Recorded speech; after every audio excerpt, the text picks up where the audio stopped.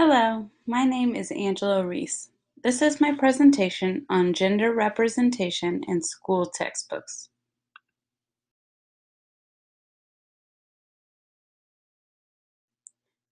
I chose this topic because I felt it was closely related to my everyday setting in the classroom. Research states that students spend about 90% of their day working with instructional materials. I was very interested to explore how gender is traditionally represented in classroom textbooks and how that could affect the students' view of self and the world they live in. This topic is important because the students need to feel welcome and represented in their daily education. Students seeing themselves within the curriculum allows them to make personal connections and, in turn, better internalize the content and experiences provided.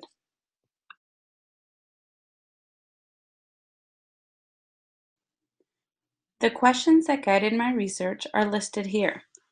I looked at how textbooks portray genders differently, how these findings affect students in the classroom, and how gender bias in textbooks has lifelong effects.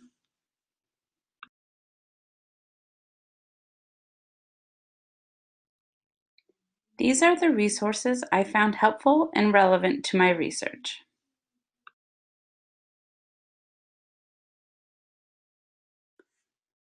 This is a list of key points I took from the study titled "The Presentation of Gender Images in Reading Textbooks for Early Elementary School Children" by Hannah Nakowska. The study analyzed 3 reading series used for second grade in the California public schools.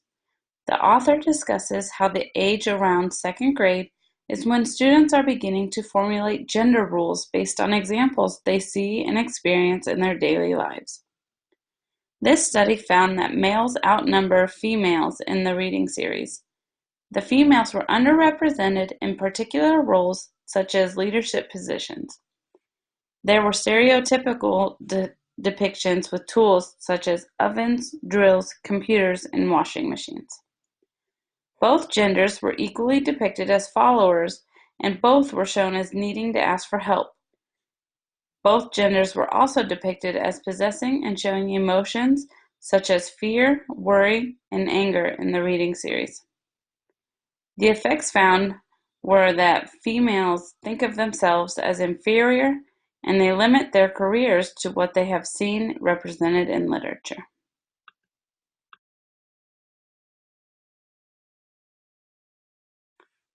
Another source I read was content analysis of 6th grade textbooks for evidence of gender bias by Susan Whitcomb. Whitcomb writes about gender bias that is apparent in 6th grade textbooks. She writes that it is generally accepted that bias against girls is prevalent and ongoing in education. While most gender bias is unintentional, it can be demonstrated in many ways in the classroom. For example, it can be shown through teaching methods, amount of attention given or not given to a particular gender, and the amount and type of interaction between teacher and student. Textbooks aren't an exception. In the instructional material she analyzed, only 1 out of 7 illustrations in textbooks are of girls, and there are more male-centered stories and biographies. This is an issue because females don't have the proper representation in instructional material.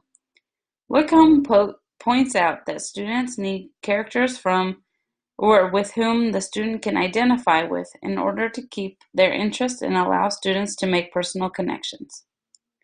She states that through repeated conditioning, girls learn that they are worth less, they should be silent, and defer. She writes that females will develop self-doubt and low self-esteem, feel that their opinions and ideas are not as important, and that they are suited only for certain types of employment. Ultimately, this can lead to the students not reaching their full potential in life.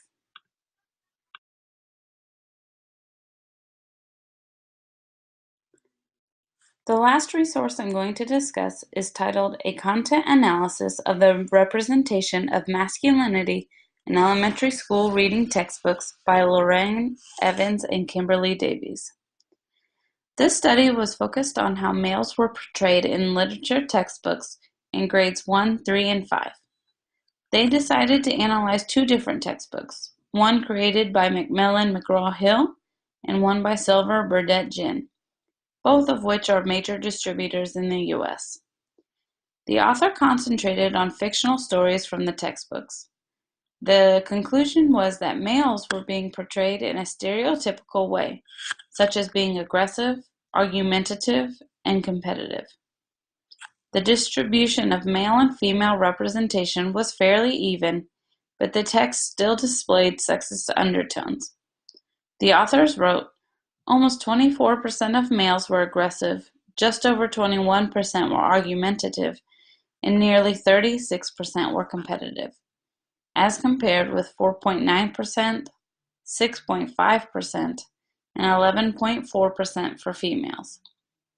Females were more likely than males to be described as affectionate, emotionally expressive, passive, or tender.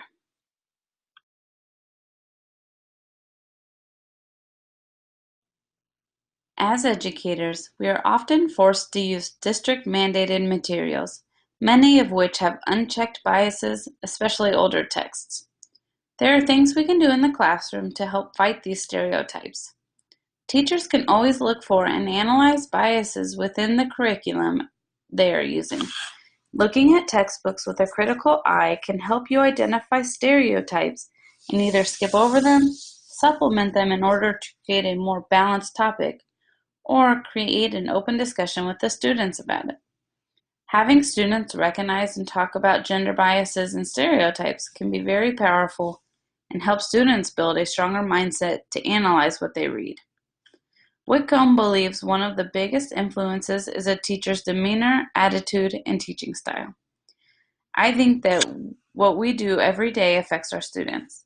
The way we talk, act, and teach ultimately sends messages to our students about gender expectations and roles.